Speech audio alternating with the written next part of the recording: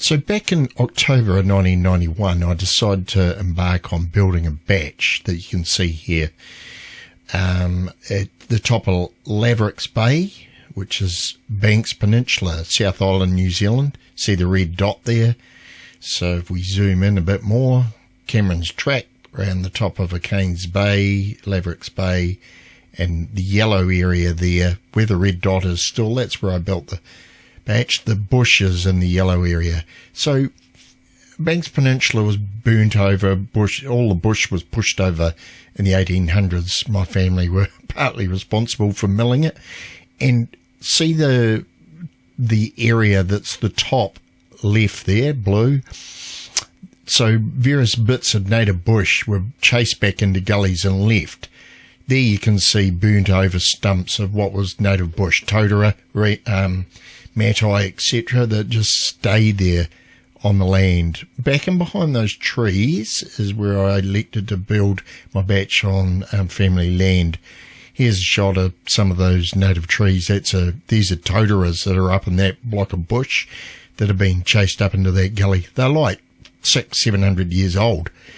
That's a native wood pigeon. So there's a look of it up into the gully of where some of that is, and that's wind, rain bleached totara that had been burnt over.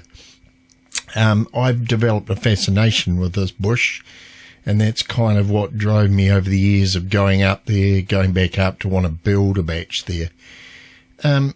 This was quite ambitious. Here's where I cut the track into the place, up behind those trees that I mentioned, looking down to Lavericks Bay down the bottom. The very end of 1999, the builders starting to build the house. That was a very basic format of a house, versatile cottage. So that took about 2 months to build, or a month and a half. The builders said it was very strange and eerie. They felt like they were being watched all the time. There was an old house right on that very site that had been built back in the late 1800s. There was the remains of it there. That was the only reason I was able to get consent to actually build the bach in the first place. So we're looking at it finished here, dragging in the trailer. I put in a septic tank that the sewer fed to, and it discharged to an effluent field just down in the section below. After building the house, I stripped a bit more around the site, cut out one of the tree that was right on the corner there, and embarked on, landscaping it a bit with the excavator from work. I worked for a construction company, and, diggers was my thing. I knew that sort of thing.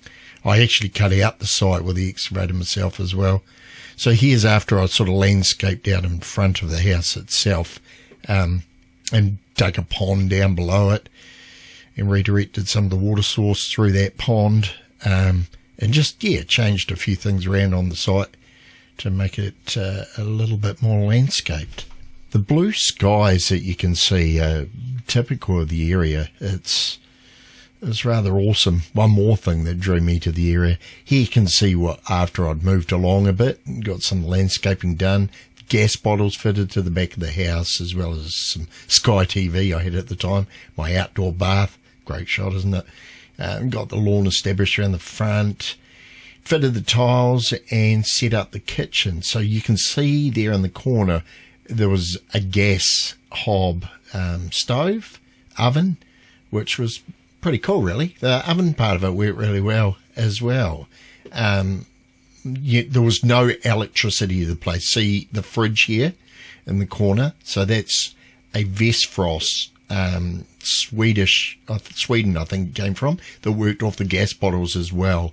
There was miles away to power. It was like 35 grand to get the power on. So, there's the view out of the kitchen from where it was set up. Looking back into the lounge, I had a fireplace in the corner there. Just straight basic, no carpet down to that stage. The Mathport fire that heated the whole house like an oven, to be honest. So then I set up above on the site up above the house. I started building the garage, a pole double-story type garage. A shot of it during some bad weather when we're starting to put it together. I ran the shingle in and just dug out some of the foundations for the builders and worked with the builders to construct this pole-type garage. Oh, mate, he worked as a caretaker down at the campground in O'Kane's. Here's me working with them. That was a great experience, actually. Then, once this was built, see here, we have photovoltaic solar panels that I installed. There was 5 of them. I can't remember the wattage. It might have been 90 watt. There's Graham Duda, an old guy that was the guru as far as setting up solar panels and battery bank. He helped me build a battery bank room, the generator room. There's the generator set up. It was a particular generator because I had a lot of musical instruments to avoid power fluctuations. It set at a standard 50 hertz. It didn't fluctuate because apparently that would root the inverter. Didn't know an awful lot about this, but I learnt a lot. There's the battery bank, deep cycle battery bank, that were fed off those solar panels outside the house, outside the garage. They were managed by that the solar regulator there, the little one, and then the inverter. There is the inverter charger on the wall. That took quite a bit to come to grips with how that worked. I had to manage that, and sometimes I'd run the generator at night when I was over there, just to top the battery bank back up again if it had been grey days. And there was a lot of grey days in this area. It's one of those things, you just got to be aware of the little bits and pieces that can affect you. There's a garage up above. So from here on in, I built an extension on the back of it myself, which was again ambitious. That was a little rough. Took quite a while to build, but I enjoyed the process. You know, I installed a bathroom in there. I ran all the water around the walls, ran the power and everything back to the main switchboard, and so in there was a vanity shower. There was tiles that went over that blue. Once that was finished, there was a view back out of there, back up to the bush up above. And I brought a clawfoot bath, restored that, painted it, and installed that. So that took a while to complete that little project. There's a laundry leading into the bathroom, and the finished house. Once we'd finished the whole process, took quite a while, and it's quite remote. The thing you got to remember, see, here's the track. It's like 400 metres above sea level. Whilst awesome views, it was prone to weather. Here's winter, the snow kicking in, and you get some pretty good falls around the old batch. I remember I had 4-wheel drive Subaru, which I really needed to get in and get out. I commuted from there off and on quite often, but I never actually solidly lived there. There's a pond freezing up in winter. It was awesome as a batch, but to live there, you know, there was multiple things to take into regard. Once I met this lady, and we came over often, spent time over there, but ultimately, these 3 guys came along, our triplets, and that put an end to the batch and my ideas of living off-grid forever. I was not going to be embarking on living over there with them. There's multiple things to take into consideration. So the water would was fed off a spring that was in the creek way up above the house in that gully up above the native bush. Which I protected, but the cattle would knock stones around. I even ended up with a eel, which in New Zealand eels will travel over ground, little ones that got jammed up in the bullcock. It somehow got through what I had in the creek. The power itself was, required maintenance. You needed to make sure the battery bank had worked its way through a deep cycle. As I say, the grey weather played havoc with it.